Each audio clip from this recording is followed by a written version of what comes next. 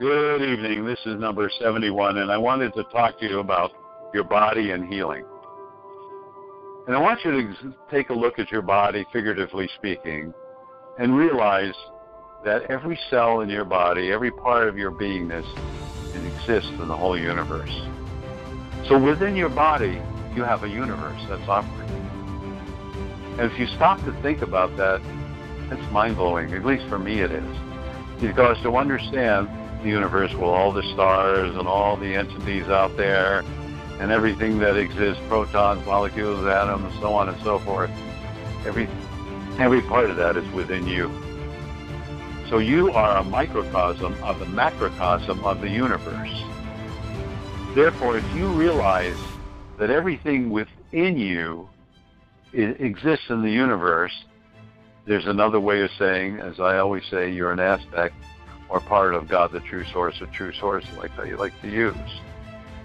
That's another proof that we are an aspect of the true source. But more importantly, I would like you to use this thought. If your body is a microcosm of the universe, then your thoughts and your energies is connected to every part of your body. And if your thoughts and energies are connected to every part of your body, then in truth, who is controlling your body? It's like you're in charge of your whole body, you're symbiotic, you're working in harmony with one another, and you can create every part of your body. In fact, you've been doing it since the day you were born. Actually, since the day before you were born, when you were just a fetus. So if we understand that this microcosm, your body, that has an intelligence, and you are the chief director of it, and it's following along with your energy and thoughts, what are you creating in your body? You know, I talked about Dr. Bruce Lipton, who said, that we are in control of our bodies. And he talked about, I think it's called the snake people. They're Baptists in the southeast. They have snakes bite them. They drink strychnine poison, and it doesn't affect them. And I've read about them. And that gives me another thought, which I was talking to the true source.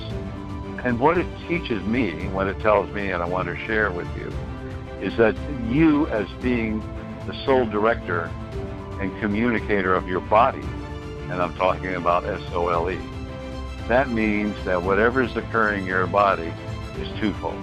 One is because it may be a karmic reason, or two is because we're not listening to our bodies. And that's not a criticism, nor should you allow yourself to be beaten up. But it means that something is occurring in our body. And someone very close and dear to me was thrown out of a car with her ex-husband, and she said, I wish I was dead. And then 8.5 years later, she got cancer, and she died a couple of years later. The thing was, when she went to the doctor and they found the cancer, he said to her, this cancer takes 8.5 years to grow. And 8.5 years ago, at that time, she said, I wish I was dead. And I shall tell you who it was my deceased wife. The truth of the matter is, I decided that I was going to do a powerful healing on her. And the true source said, ain't going to work. Not those words, of course. Well, I know all the secrets. I know all that it's not going to work. It's a life lesson. I will tell you that when she did have the operation, it was breast cancer, and they pulled out the tumors, the doctor went out and freaked out, but he was surprised, because when I saw it was soft and mushy like an octopus, and when it came out, it was crystallized. He didn't understand how that happened.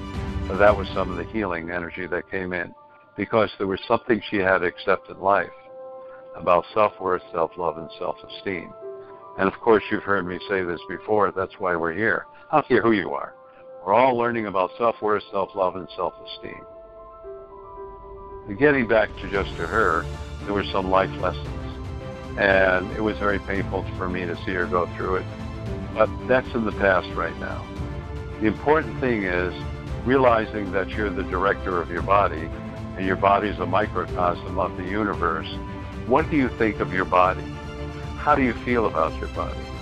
Why is it there's some people that are 80 and 90 and 100 years old that can drive a car, run around, do all kinds of things, and there are others that are 65 or 70 who have emphysema or severe arthritis, or perhaps they're paralyzed? I mean, what's really going on? And that's what I want you to be right now, is introspective. And being introspective is, what is your body saying to you? You know, one of the most beautiful things, if you look at a baby knows what its body needs. And I remember when my children were babies, you know, they had baby food, bottled baby food. And one time the baby would eat, you know, spinach, and maybe there was some ground up chicken. Next day there was some left, and my wife would give it to the baby and didn't want any part of it, but would eat peas and fish. See, the baby knew what the body wanted. We as humans thought, boy, this kid is stubborn. We forgot to realize that this is an intelligence operating for survival. And that's what your body is, operating on survival. Realize that every cell has an intelligence. It's part of the universe.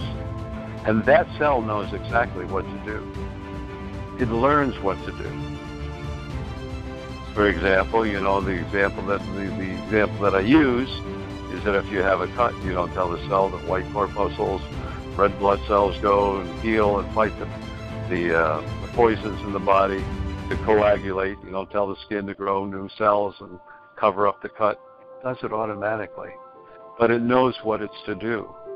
But if you said to the cell, no, I don't want you to heal, I guarantee you it would not heal.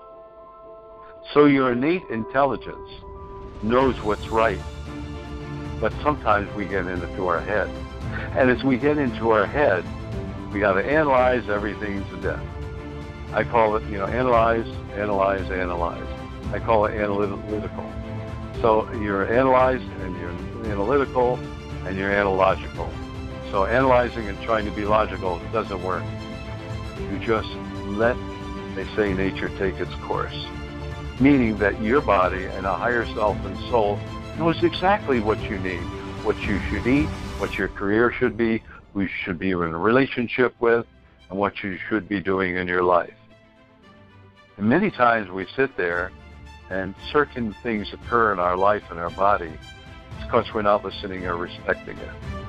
Remember, one of my students called his body affordable housing, and he put on 20 pounds, and he said he just put an addition onto his affordable housing, which was quite humorous.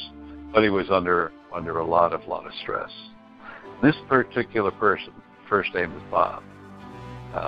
He was a famous photographer in Life magazine during his time and all that stuff. And he was an alcoholic. And he gave up alcohol, and he became spiritual. And he's about 97, 98 now. Little problem being ambulatory. But what he did to decimate his body over 25, 30 years of alcoholism, and yet when he became spiritual and started honoring and loving his body began to heal and rejuvenate. That's what you all need to understand. First of all, there's only two energies, love and anything that is not of it. Anything you love cannot resist. It heals. It becomes empowering. Why? Because love is the most powerful vibration, frequency, and energy on this planet. Nothing is more powerful than it. I would like you all to try and experiment sometimes. And that is, when you are engaged in a conversation with someone, most specifically when they're angry, and you mentally think, I ask the true source to send you unconditional love. Just think it and think it. You'll be amazed what happens to that person. They become angrier and angrier and angrier.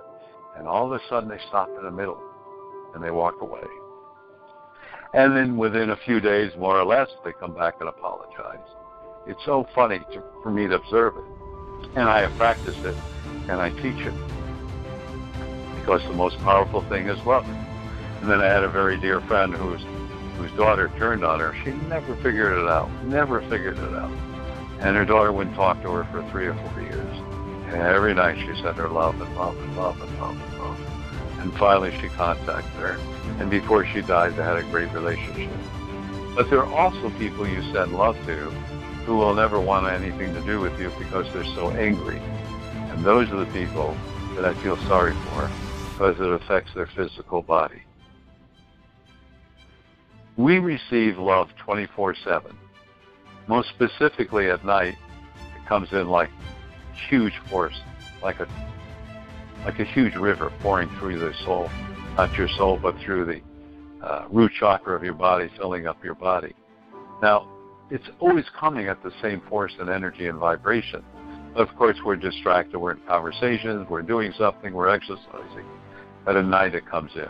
Because without that energy of love, without it, your body will begin to become depleted, will break down, and you'll come down with illness, sicknesses, and cease to exist.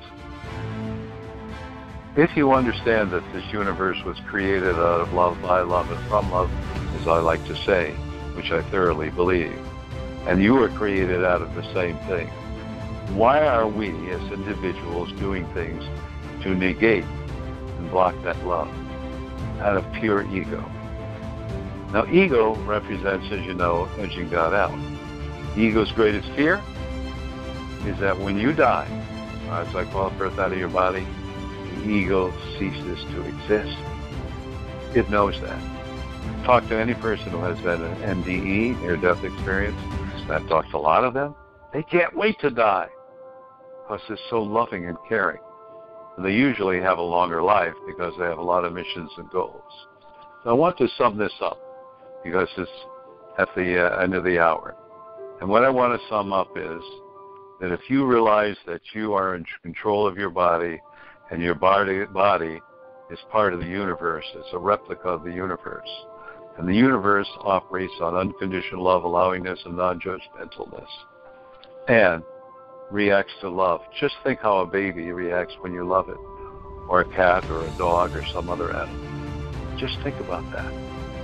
Think about what you can achieve and heal in your life if you begin to love yourself. How do you do that? Just say, I appreciate myself. I love myself. I'm not sure what it is, but I love who I am. Not that I have a long nose, I got wrinkles, I got a big belly, I got big feet, whatever, gray hair, whatever it is. Just look at the magnificence of you. Love the magnificence of you. Love what you've learned. You are the sum total of your years. All this humongous knowledge you've gathered. Think about all those things. And remember, you are unlimited. And when I say look in the mirror and you say, XYZ, I am unlimited. XYZ, I am unlimited. XYZ, I am unlimited. And then say throughout the day, your first name, I love you. Watch what happens. So I leave you with this thought. And that is, there's no one more powerful on this planet than you as an individual. There's no one that can cure or heal your body more than you can. You are unlimited.